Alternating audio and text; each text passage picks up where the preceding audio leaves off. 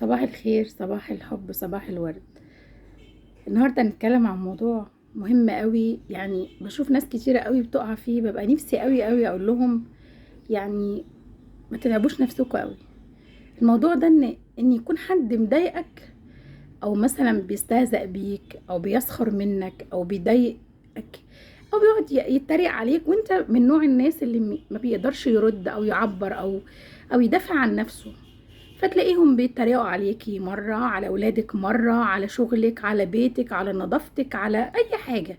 في ناس كده ربنا خلقها علشان يعني تستهزأ بأي حاجة انت بتعمليها لمجرد ان هو يحسسك ان هو أحسن منك. وطبعا هو ما بيكونش أحسن منك ولا حاجة، لكن هو بيبقى عايز يوصل لك رسالة ان هو أحسن منك عشان انت تتضايقي وتتغاظي.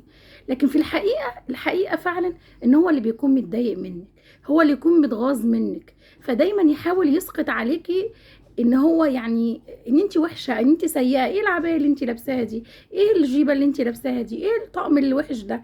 ايه لبس ابنك؟ ايه لبس بنتك؟ ايه انت شقتك مش نظيفه؟ اي حاجه يضايقك بيها. علشان بالعكس لما يقولك على حاجه اعرفي ان هي حلوه، هو متضايق، هو غيران منك لان انت احسن منه. لو ما كنتيش احسن منه ما كانش في اي حاجه عندك هتلفت نظره ليكي. بس في الحالة دي بقى انا هاجي عايزة اقولك على حاجة انت لازم تعمليها. ما ترديش عليهم، الناس دي ما ترديش عليهم. خاصة لو هم يعني لو حد قالك مرة خلاص مفيش مشكلة، لكن لو واحد بقى معتاد دايما يقولك، انت عارفة ان الشخص ده دايما هينتقدك، دايما هيسخر منك، دايما هتتريق على ولادك، انت دايما متوقعة منها انك اول ما تشوفيها هي هتقولك الكلام ده.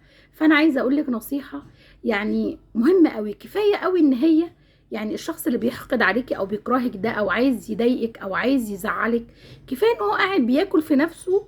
كفاية عليه قوي ان هو حقده ده فيه هو، يعني يخليه يقعد ياكل في نفسه ويهري في نفسه، وانت كبري دماغك خالص وما تنسقيش للناس دي ابدا ابدا. امال هتردي عليهم ازاي؟ يعني هتردي عليهم ازاي؟ هتردي عليهم ان انت تشتغلي، ان انت تنجحي في بيتك، تكوني ناجحة مع ولادك يكونوا ناجحين، حياتك الزوجية تكون مستقرة.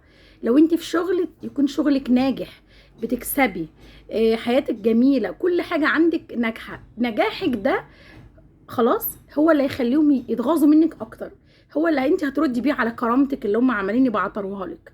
فاهمه ازاي؟ فانت ما ترديش وتاخدي من وقتك، بالعكس تفكيرك فيهم بيضيع من طاقتك. فانت ما تفكريش في الناس دي، فكري انت ازاي تنجحي.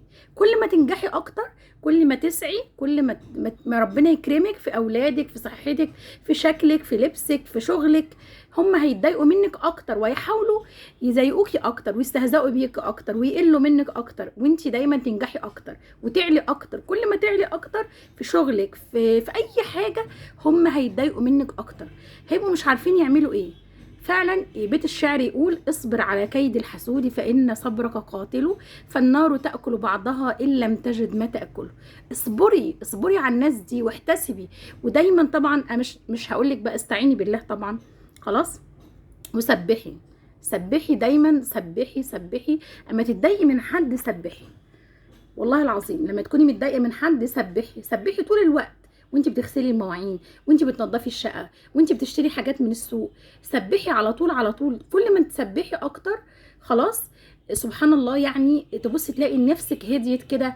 وانت اعصابك ارتاحت من الناس دي، وما تفكريش كتير، ما تاخديش من طاقتك. هما بيعملوا كده عشان ياخدوا من طاقتك. خلاص كونك هتفكري فيهم هياخدوا من طاقتك. لا انت ما تفكريش فيهم، فكري في نفسك، فكري في نجاحك، فكري في اولادك. خلاص دايما ايه يعني ما تسيبيش الناس دي تاخد منك ومن طاقتك ومن وقتك ومن مجهودك، هيأثر على صحتك. وده اسمه تفكير سلبي، لانه هيجيب لك التعب والمرض. ممكن تفاجئي ان انت عندك ضغط عالي، سكر يعلى. ليه؟ لان انت عماله تفكري، عماله تقولي انا ليه ما ردتش عليها في الموقف الفلاني، انا ليه لما قالت لي كذا ما ردتش عليها. التفكير ده يعني تفكيرك ده بيجيب لك المرض، هيجيب لك المرض وهيتعبك. امال تفكري في ايه؟ فكري تفكير ايجابي ازاي ان انت تردي على الناس دي. دايما ادعي ربنا سبحانه وتعالى ان يعني ان كفيناك المستهزئين. ربنا سبحانه وتعالى دايما يعني سيدنا النبي لما كانوا بيستهزئوا بيه كان هو كافي سيدنا النبي. انت احسن من سيدنا النبي؟ لا. فانت دايما ايه، سبحي على طول على طول على طول، سبحي. ودايما انجحي وتفوقي وخليكي انسانه ناجحه، وما تلتفتيش للناس دي خالص. نجاحك هو اللي يخليهم يرد عليهم ويخليهم يتغاظوا منك اكتر واكتر واكتر واكتر، لان الناس دي بتبقى مرضى وعمرهم ما بيتغيروا. وتصبحوا على خير.